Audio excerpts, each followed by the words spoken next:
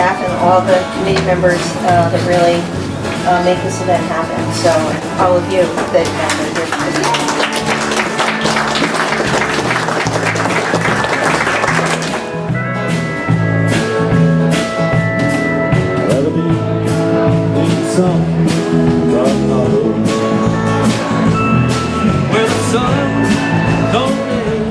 Why wouldn't I be here? I mean, this is one of the best events on the East Coast. I think the entire country, myself. People are great. Food is great. I've heard great things about this festival. It started out with a bang. We got great food, great spread, and it's an incredible event. I've heard from many an artist. Very happy to have met Stuart here, and I'm looking forward to checking this area out, seeing what I can do with it. I love old barns, architecture, bridges. I also love urban scenes and people, museums, cafes, and that kind of thing. So about everything, I guess. A lot to offer here. So I'm excited to drive around. It's one of those things where you can't have preconceived notions, or you kind of get what we call FOMO in Colorado, fear of missing out. And you keep driving around the next bend, and pretty soon your whole day's tied up looking for a place. And you just gotta go, especially when you're new to the area. I think you just have to kind of have no preconceived notions and pull over when you see something and try to knock it out of the park. Well, I've been here 4 years and I can't wait to get started painting. I'm really excited to be here. I've done the Plein Air Festival a couple of times, and I've been able to become friends on social media with a number of them, and it's actually opened up dialogue outside of the Plein Air Festival.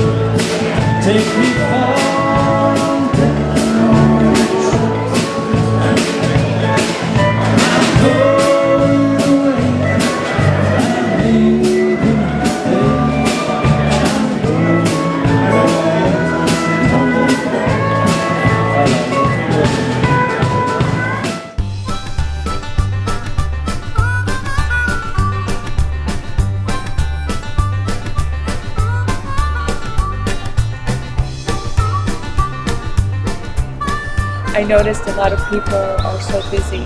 They pass by beautiful things and they know they're there, but they don't have time.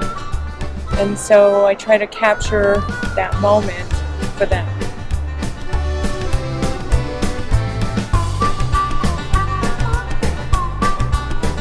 What I love about outdoor painting or plein air painting is the challenge that you get with passing light and the weather conditions. You really have to hone in early on what it is that attracts you about a site. My plan was to capture some of the more dramatic shadows, and then it's getting close to dinner time, so I'll be putting some people in here going up the stairs.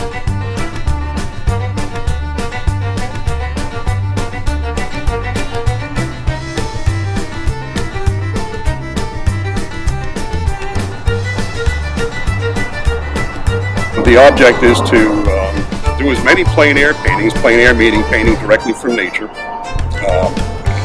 in a week's time.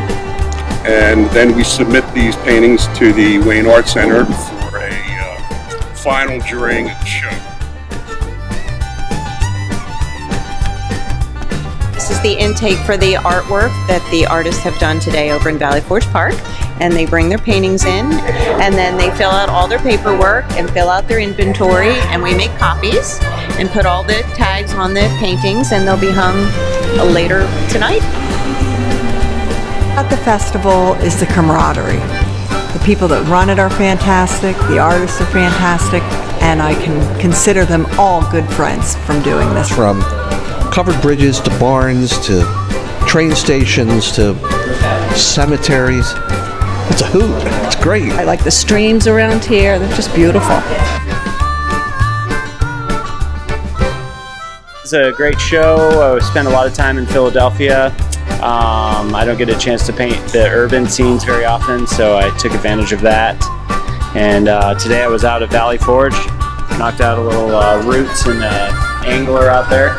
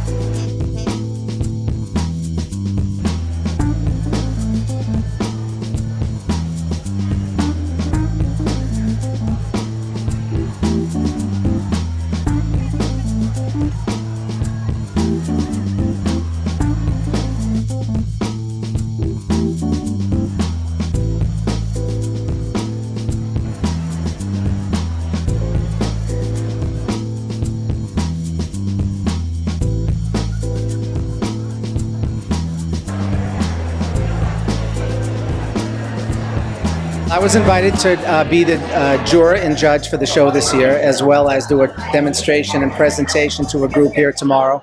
And then I'm running a workshop for a few days, so I have multiple reasons for being here. I'm delighted, honored, privileged. It's a wonderful facility, and I've received a warm, enthusiastic welcome. It's quite an art community here. Most commonly understood definition of it is it's going outside to paint, and it's done in a particular style, and it's done within a finite period of time. That's true, but plein air painting is actually much, much more than that. It's a form of study that's been around for 500 or 600 years. It started in Italy in the 1500s, and it was an effort for artists to get outside from the studio and have a direct connection with nature, so that not only their sense of sight was activated, but all the other senses, the sense of smell, the sense of sound, the sense of touch. It's not a performance art, it's a form of study that is directly connected to the outdoor world. The artists have been unbelievable. We've housed two, myself, and I believe Debbie has two as well. And they have been out painting constantly. And the quality of the work this year is strong, strong, strong, strong. And I've been told actually by some of the artists that they can't believe that we can do this as a fundraiser because there's so much work that goes into it. It's a 1 week long event, it's not just a one night event. So, but it's a joy working on this. We look forward to it every year. Well, thank you very much for including me. I look forward to this event every year. All of the beautiful paintings. I can't believe how talented these artists are putting together this interesting artwork so quickly. They get to know the community and they look forward to coming back each year. And the businesses in the community have been very, very supportive, as you have.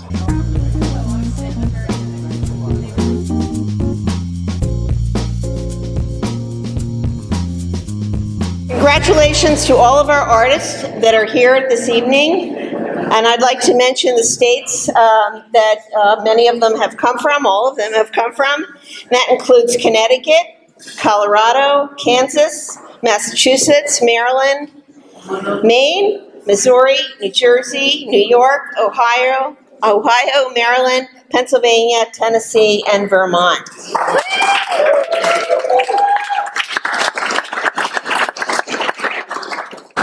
As you know, the Wayne Arts Center Plein Air Festival is an event that we eagerly anticipate every year. It's a major event and it takes over a year to plan and execute. And it would not be possible without all of the efforts of so many people. It's incredible how many people take part in this project. We have, our board of directors, the plein air committee, our business sponsors, patrons, artist housing hosts, Radnor Township, the Wayne Business Association, and so many other members of our committee. And I'd like to, at this point, especially thank our this year's co-chairs, Lindsay DuBarry and Deb Obie, Deb Fraley, sorry, who have done another amazing job in helping us execute this fabulous event. We would like to thank our presenting sponsor, West Laurel Hill, the Archie W. and Grace Berry Foundation,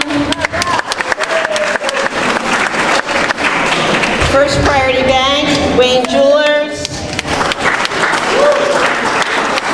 Ralph DeMeo, Beneficial Bank, the Wayne Bed and Breakfast. And there are many, many other sponsors and patrons who've also contributed. I would like to also thank our staff who works very hard behind the scenes in helping to assist us and implement this project. And I'd like to particularly thank Karen Louise Fay.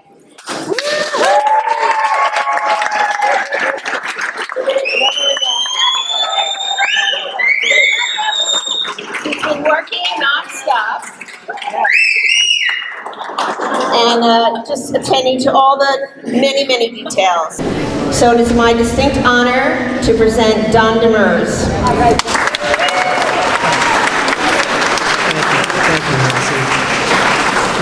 Thank you, Karen Louise and Deb and Lindsay. The first is a Gorilla Painter Award. It's going to Arsenio Campos. He took something ordinary every day that 99% of the population of the world passed by, and he saw this rough, raw, graphic portrayal of something, and he drew the emotion of that scene out.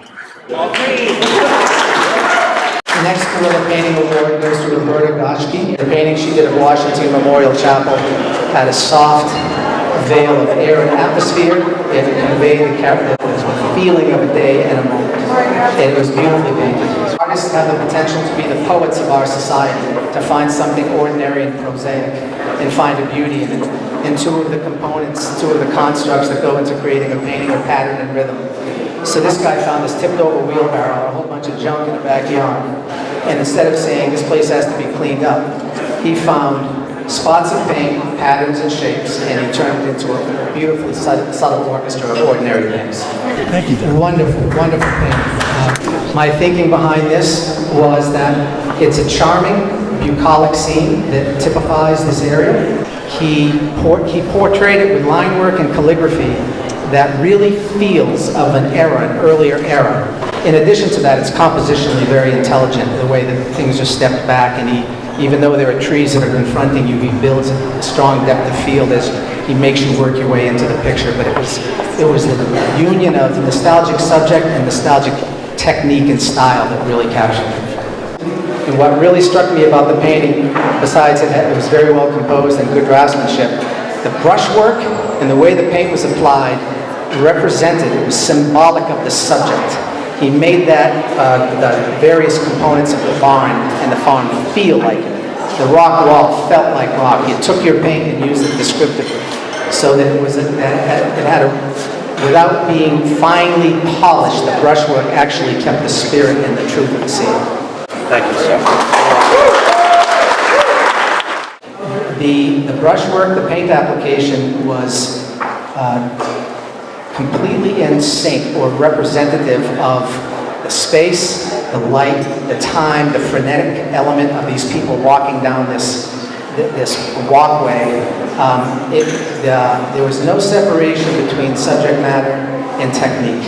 Really effectively portray that scene at that time. You could be there. He does it with such thoughtfulness and such care, and his scale of the way he works at that scale, and the simply beautiful, which is a silly word in some respects, but it's just such a beautiful portrayal of that colloquial scene. The paint quality, the intention, the truth behind the piece it sounds like a silly word, there was a great sincerity in the work, and your visual decisions were, I believe, very consistent with your intent. really solid piece.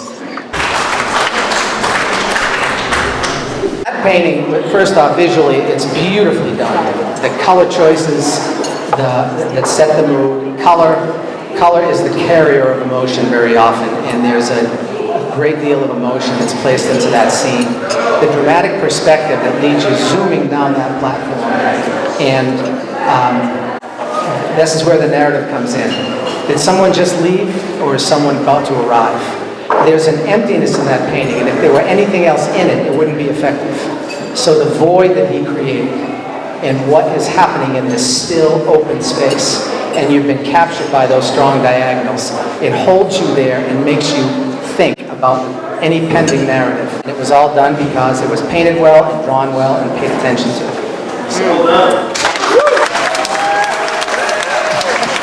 The scale of the marks, it just draws you into the scene. In addition, that lime yellowy sky against that purple thematic color of the buildings and the land itself makes for an exciting dynamic color relationship. There's a lot in that little painting, and it really does grab the essence of the scene.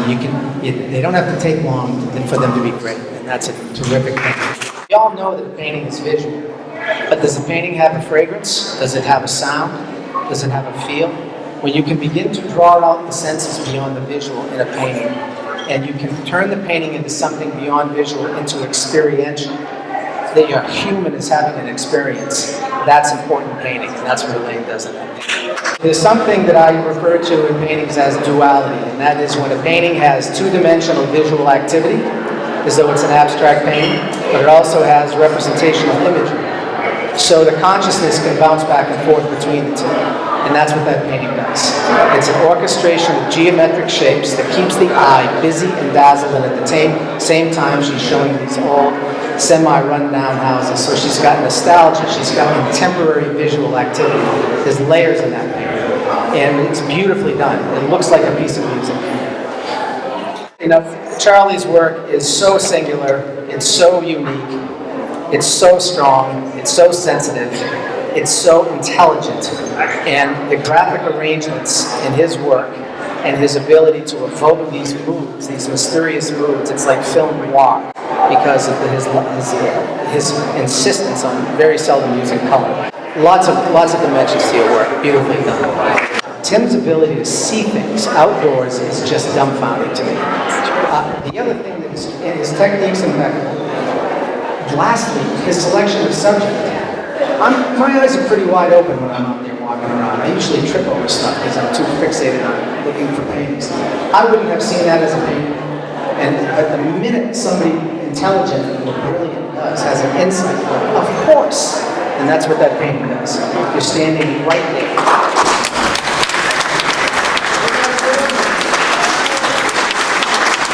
Don't amount to anything if the painting doesn't have feeling and mood. And he transported me to that place through his color selection, the brushwork, the shapes. I could see those guys, those Italian fellas taking those cardboard boxes and throwing them over the back of that table. There's a kinetic component to it. There's a fragrance to that painting. You're drawing out all of the elements of that scene by your artistry. Great painting, great work. So, is it strong light? No. Is it dramatic light? No. Is it elegant, ethereal light? If it's not easy to capture, in my opinion, absolutely yes. And that's what we're doing. Brushwork, the marks she made, the close arrangement of values, again, I use the word calligraphy.